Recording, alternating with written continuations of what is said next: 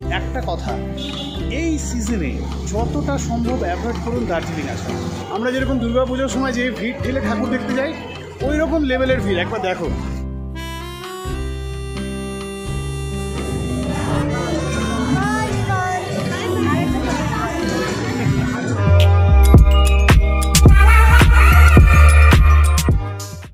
Hello guys, welcome to the new blog from Dawai Pani. দাওয়াই পানিতে আজকে আমাদের শেষ দিন, মানে আজকে শেষ সকাল বলা যেতে পারে।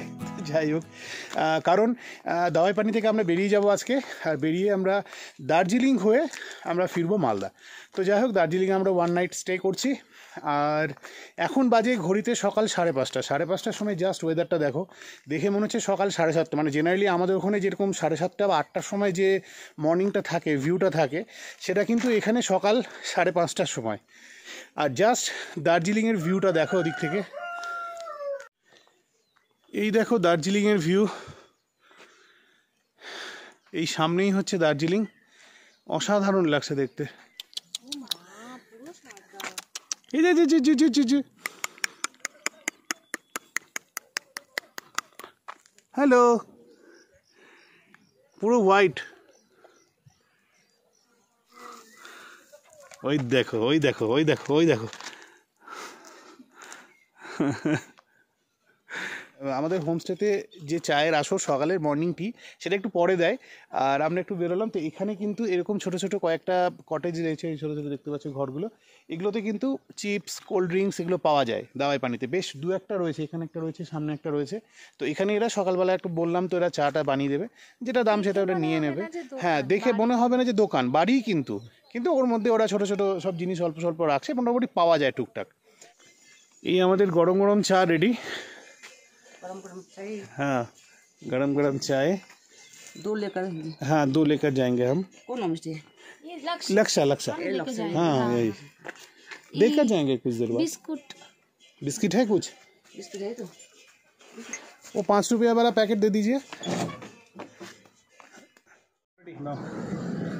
তো আমরা রেডি হয়ে গেছি, এখন আমরা দার্জিলিংয়ের উদ্দেশ্যে বেরোচ্ছি। এখন বাজে ঘড়িতে 7:30, আর সকাল সকাল ওয়াই চলে এসছে। অনেক অপশানই ছিল, কিন্তু পাহাড়ে যেহেতু ওয়াইটা বেশি পাওয়া যায়, সেই জন্য আমরা ওয়াইটাই অপশান রেখেছিলাম। কালকে বলে দিয়েছিলাম ওয়াই দিতে। তো এই ওয়াইয়ের সঙ্গে এই ভিউ, আর এদিকে কাঞ্চনজঙ্ঘা, এই Kanchenjunga.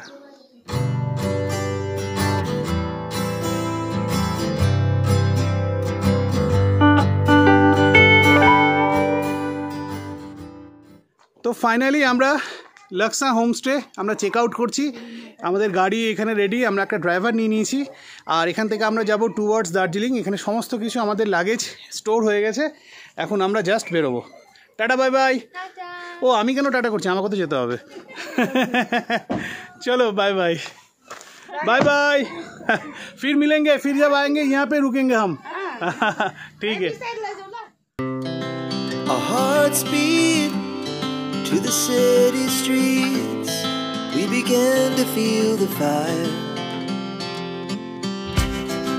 We rise like tall buildings as the candles. দাওয়াই পানি থেকে দার্জিলিং যাওয়ার পথে যে একটুখানি 4 কিলোমিটার একটা রাস্তা, যেটা মেন রাস্তার সঙ্গে মিশেছে আর কি, সেই জায়গাটা, সেই রাস্তাটা কিন্তু প্রচণ্ডই খারাপ। মানে এটার জন্যই এই দাওয়াই পানির এই রুটটা একটুখানি অবস্ট্যাকল তৈরি করবে যারা আসছে আর কি। এই যে সামনে দেখতে পাচ্ছ, এটাই হচ্ছে মেন রোড। আর এই রাস্তা থেকে এই ওপরের দিকে দাওয়াই পানি, এখান থেকে 4 কিলোমিটার রাস্তাটা, এই রাস্তাটাই কিন্তু খুব খারাপ। আদারওয়াইজ এখান থেকে কিন্তু রাস্তা খুবই ভালো।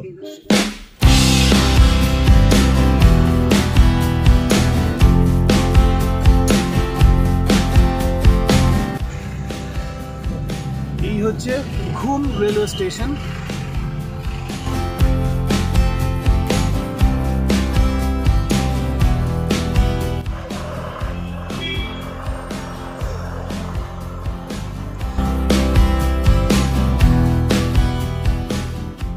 তো দার্জিলিং ঢুকে আবার আমরা জ্যামে আটকেছি, দেখতেই পাচ্ছ।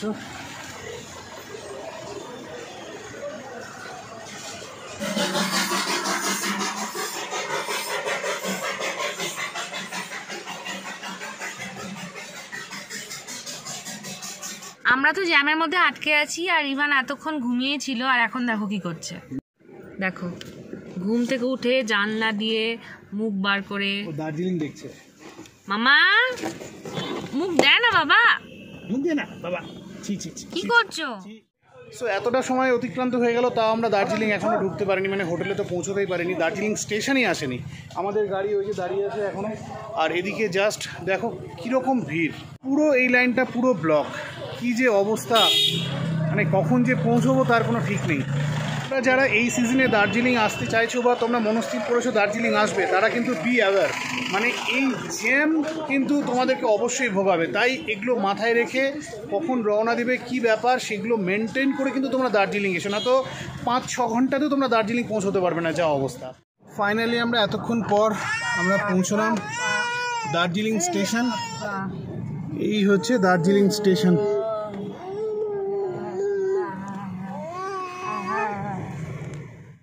সো ফাইনালি আমরা দার্জিলিং এসে পৌঁছলাম, এতটা ঘাত প্রতিঘাত সহ্য করে, মানে এতক্ষণ জ্যাম থেকে, মানে কি বলবো আর, এক্সস্টেড। মানে যে হোটেলে আছি সেই হোটেলটা তোমাদের দেখিয়ে দিই, তারপর সেই হোটেলের যাবতীয় বৃত্তান্ত পরে বলছি।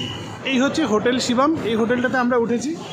আর এখান দিয়ে জাস্ট এই ওপরের রাস্তাটা দিয়ে চলে গেল গ্লেনারিস বা ম্যাল রোডে। আর এটা হচ্ছে কেভেন্টার্স। এই যে কেভেন্টার্সের ঠিক একদম নিচের বিল্ডিংটাই হচ্ছে এই হোটেলটা।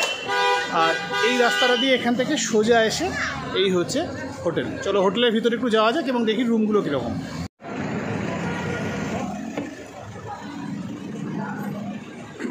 এই হচ্ছে হোটেলের রিসেপশন এরিয়া, এটা রিসেপশন, ওপরে রুম রয়েছে। আর আমাদের রুমগুলো রয়েছে নিচে, আমরা উপরে রুম পাইনি, মানে গ্রাউন্ড ফ্লোরে রুম পেয়েছি। এত রাশ ছিল আমরা রুম পাইনি। তো এই দুটো রুম, একটা হচ্ছে 201 নম্বর রুম আর একটা হচ্ছে 202 নম্বর রুম, এই দুটো রুম আমরা পেয়েছি। এই হচ্ছে রুম, ছোট্ট রুমটা খুবই ছোট। ঢুকেই মনে হচ্ছে শেষ, কিছু করার নেই, ঢুকেই রুমটা শেষ। হ্যাঁ, এখানে একটা টিভি রয়েছে, এখানে এরকম একটা উইন্ডো রয়েছে। তো উইন্ডোটা যেহেতু বাইরে উইন্ডো আছে, এখানে একটা লবির মতন আছে, এই লবির মতন আছে। লবি থেকে ঢুকে এখানে এই একটা উইন্ডো, তবে উইন্ডোটা খোলার মতন বা সেরকম কোনো জায়গা তো দেখতে পাচ্ছি না। যাই হোক, এখানে ওয়াইফাই পরিষেবা দিচ্ছে। এরকম একটা বেড, ডবল বেডরুম, এরকম একটা বেড।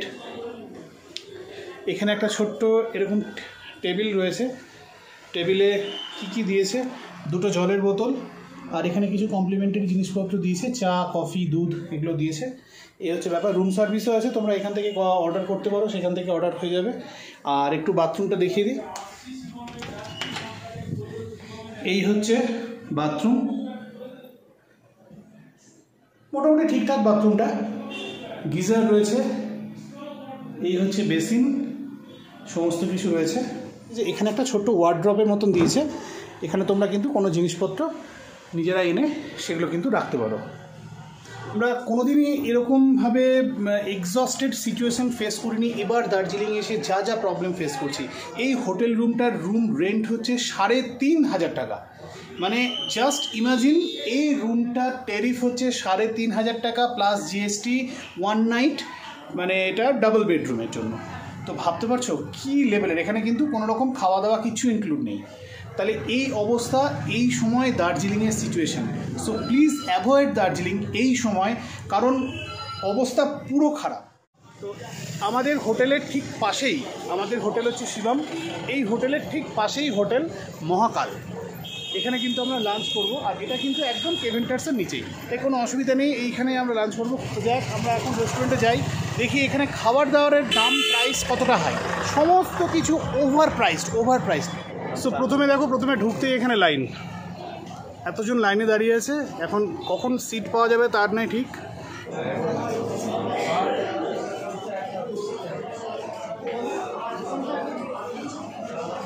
এই হোটেলের একবার তোমাদের প্রাইস লিস্টটা দেখিয়ে দিই। দেখো, ভেজ রাইস 120 টাকা, স্পেশাল ভেজ রাইস 140 টাকা পরপর আছে, egg rice, special egg, fish 170 টাকা, ফিশ রাইস, পাবদা ফিশ রাইস 260 টাকা, পরপর পুরো দেওয়া আছে। এবং এটা সিজনালের জন্য এরকম রেট। আর এখানে আমরা ফিশ থালি অর্ডার করেছি 170 টাকা করে, 4 জন আছি, 4 জনের 170 টাকা প্লেট এখানে অর্ডার করেছি। হাফ অ্যান আওয়ার অপেক্ষা করছি, এখনও পর্যন্ত খাবার আসেনি। অলরেডি মানে কিছু বলার নেই, হাফ অ্যান আওয়ার অতিক্রম করে গেছে। আর আসবি দার্জিলিং? আসবি কি দার্জিলিং? না বাবু না, আর আসবো। ইভানও বলছে আর আসবো না দার্জিলিং।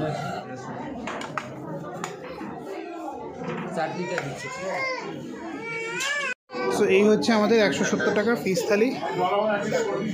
এটা একটা কিছু মিষ্টি ফিষ্টি কিছু একটা দিয়েছে, ডাল, এখানে একটা শাক, এখানে একটা সবজি মাছের মাথা দিয়ে মোস্ট প্রবলি, আর তার সঙ্গে রুই বা কাতলা মাছ এটা, আর তার সঙ্গে এখানে পেঁয়াজ লঙ্কা।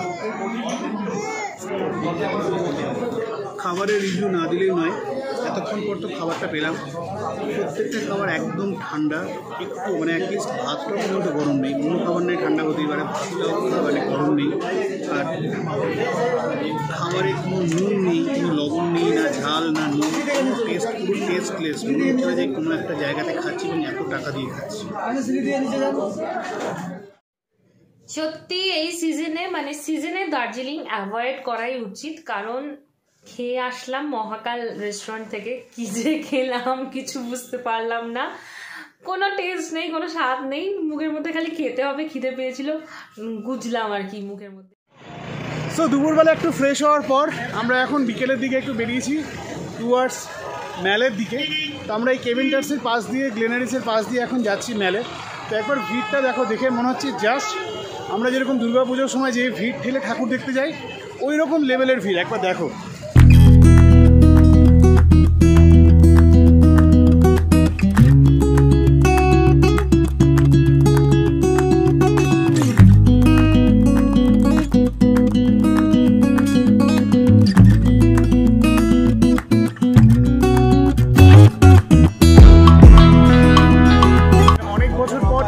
দার্জিলিং দেখলাম, এর আগে দার্জিলিং 5-6 বার এসেছি, কিন্তু এবার নতুন করে এক্সপ্লোর করছি দার্জিলিং অন্য রূপে।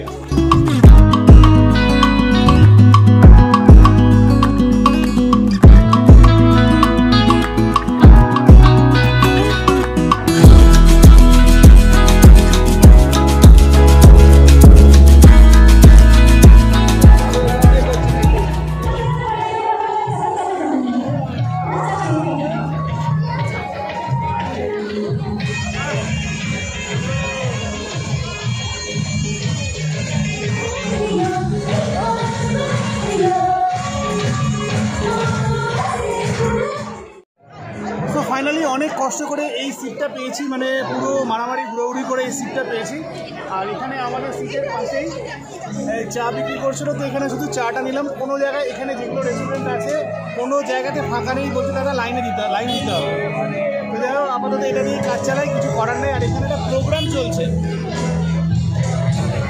এই একটা প্রোগ্রাম চলছে বলে আজকে এতটাই ভিড় এখানে। তাছাড়া এমনি টুরিস্ট তো এসছেই, আর প্রোগ্রামের জন্য বেশি ভিড়।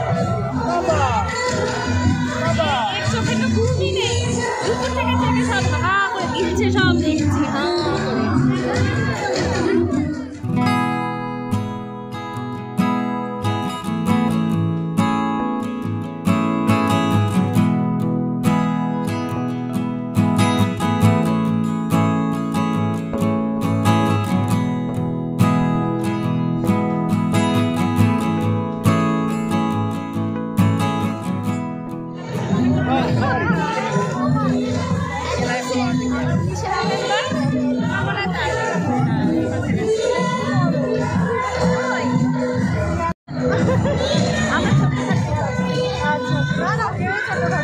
আমি দেখে ওকে বললাম যে আমি দেখলাম এখানে আমরা সকলে আসলাম।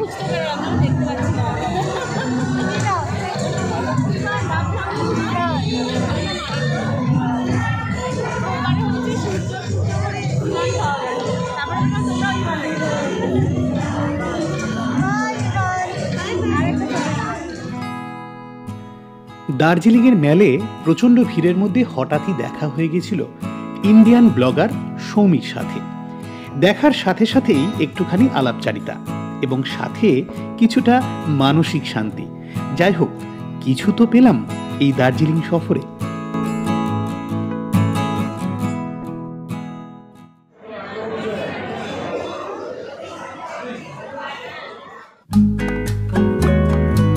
আমাদের পরবর্তী ডেস্টিনেশন ছিল গ্লেনারিস। হ্যাঁ, আজও স্বমহিমায় সেই বাঙালির নস্টালজিয়া। এখানেও কম বেগ পেতে হয়নি, লম্বা লাইন অতিক্রম করে অবশেষে স্বস্তির গ্লেনারিসে। সিজনে একটু অন্য রকম সেজে উঠেছিল Glenary's.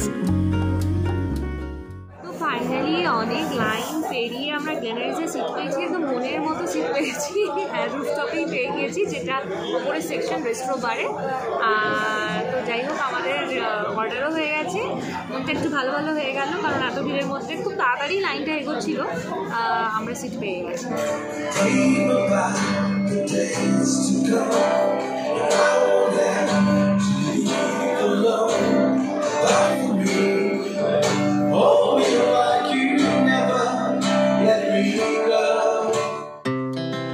Our hearts beat to the city streets. We began to feel the fire. We rise like tall buildings as the chemicals they take us higher. The night's young and it's just begun as she puts her hand in mine. We wanna chase the night.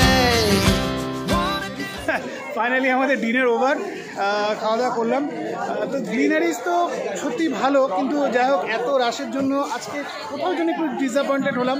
খাবারগুলো একটু মনের মতন হলো না, মানে টেস্টগুলো একটু মনে হলো একটু অন্যরকম। যাই হোক, সেটা হয়তো অত্যাধিক রাশ বা এই কারণে এত হিউজ ভিড় আর কি, সেই জন্য হতে পারে। তো যাই হোক, আমরা এখন এখান থেকে বেরিয়ে আমরা সোজা যাচ্ছি এখন হোটেলে গিয়ে রেস্ট নেবো, এই তো কাজ। তো যাই হোক, এই ছোট্ট 4 দিনের ট্রিপ ছিল আমাদের। খারাপ হলেও অনেক অভিজ্ঞতা অর্জন করেছি আমরা।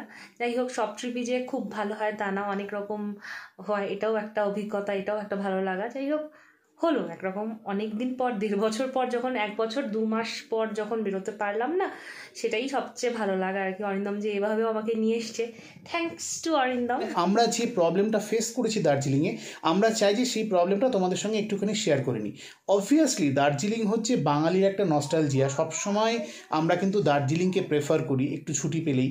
কিন্তু এই সিজনে দার্জিলিং না আসাই ভালো, কারণ দার্জিলিংয়ে ঢোকা থেকে শুরু করে প্রচণ্ড জ্যামে পড়তে হচ্ছে, প্রায় 6-7 ঘন্টা ধরে জ্যামে থাকতে হচ্ছে। অর্ধেকটা সময় তোমার দার্জিলিং ঢুকতেই শেষ, মানে সারাদিন শেষ। তারপরে তুমি গাড়ি বুকিং করবে, গাড়ি বুকিং যদি 3000 টাকা নর্মাল রেট হয়, 3500 টাকা নর্মাল রেট হয় ছোটো গাড়ি, এখন 7000 টাকা 6000 টাকা রেট চলছে। বড় গাড়ি 12000 টাকা রেট, শুধু আপ, মানে একবার আসা বা ডাউন এরকম। তো এই ব্যাপারগুলো। তারপর হোটেলে খেতে যাবে, হোটেলে খাওয়াতে মোটামুটি 2 ঘন্টা লাইন দিতে হবে, 1.5 ঘন্টা লাইন দিতে হবে। হোটেলের যে চার্জ, নর্মাল হোটেল যে হোটেলগুলো 1500-2000-এর মধ্যে পাওয়া যায়, সেই হোটেলগুলো 3500-4000 টাকা রেট। তো এই সমস্ত ব্যাপারগুলো যদি ওভারকাম করতে চাও, তাহলে অবভিয়াসলি এই সিজনটাতে একটুখানি দার্জিলিংটা অ্যাভয়েড করো। তাও যদি মনে করো তোমরা দার্জিলিং আসবে, তাহলে আমাদের মনে হয়েছে আর কি যে অফবিট প্লেসগুলো বেশি প্রেফারেবল। দার্জিলিংয়ে যে অফবিট প্লেস, সেগুলোতে কিন্তু তুলনামূলকভাবে রাশটা একটু কম, এবং সেইভাবে ওখানে গেলে একটু ফ্রিভাবে ঘুরতে পারবে। হ্যাঁ, অবভিয়াসলি সেখানে কিন্তু হোমস্টেগুলো আগে থেকে তোমাদের বুকিং করে নিতে হবে। আর তাও যদি তোমাদের মনে হয় তোমরা দার্জিলিং আসবে, অবভিয়াসলি ওয়েলকাম, তোমরা আসতেই পারো, কিন্তু এই জিনিসগুলো একটু মাথায় রেখে। যাই হোক, আজকের মতো আমরা ব্লগটা এখানেই শেষ করছি। উপরি পাওনা হয়েছে আজকে, সৌমিদির সঙ্গে দেখা হয়ে গেছে মেলে, এটা খুব ভালো লাগার বিষয়। সৌমিদিকেও আমরা খুব ফলো করি, দেখি, তো সৌমিদির সঙ্গে দেখা করে ভীষণ ভালো লাগলো। কথা শুনেই বুঝতে পারছো ভীষণ টায়ার্ড লাগছে, এবার শুতেই হবে। আগামীকাল আমরা ব্যাক করবো মালদা। তো যদি আমাদেরকে ভালো লেগে থাকে, তাহলে do like, share, comment and subscribe our channel, which is life lifes. চলো আজকের মতো আসি, গুড নাইট।